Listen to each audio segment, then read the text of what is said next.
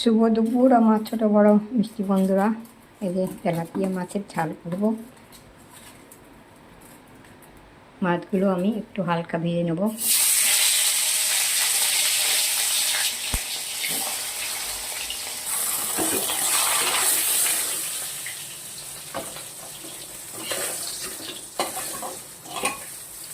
মাছগুলো আমার ভাজা হয়ে গেছে। এবার ওই কড়াইয়ের মধ্যে তেল দিয়ে দিলাম, আর এখানে আলু দিয়ে আর একটু শুকনো লঙ্কা দিয়ে দিলাম।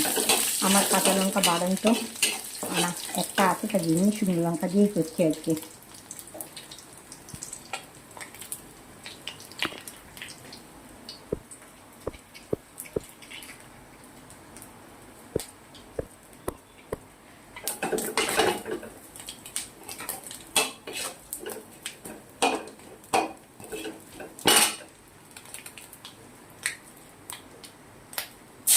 নুন, হলুদ, সামান্য একটু চিনি, সর্ষে বাটা, পোস্ত বাটা, নুন, হলুদ আর পোস্ত বাটা আর সর্ষে বাটা।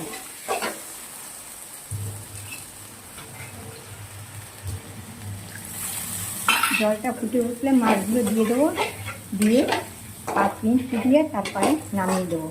একটু কাঁচা তেল দেবো আর ধনে পাতা কুচিয়ে দেবো।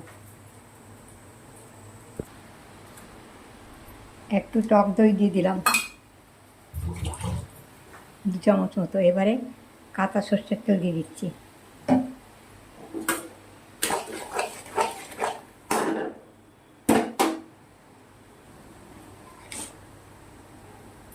একটু গরম মশলা দিয়ে দিলাম। 100 গ্রাম মতো টক দই দিয়েছি। এবার এগুলো দিয়ে দিচ্ছি।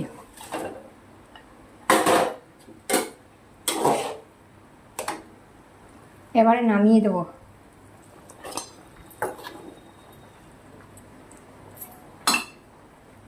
না, আমার হয়ে গেছে দই তেলাপিয়া। দই তেলাপিয়া, এর মধ্যে 2 পিস পোনা মাছও আছে। দই তেলাপিয়া, এটা খুব খেতে সুন্দর, খুব পাতলাই করেছি গরমেতে। পোস্ত, সর্ষে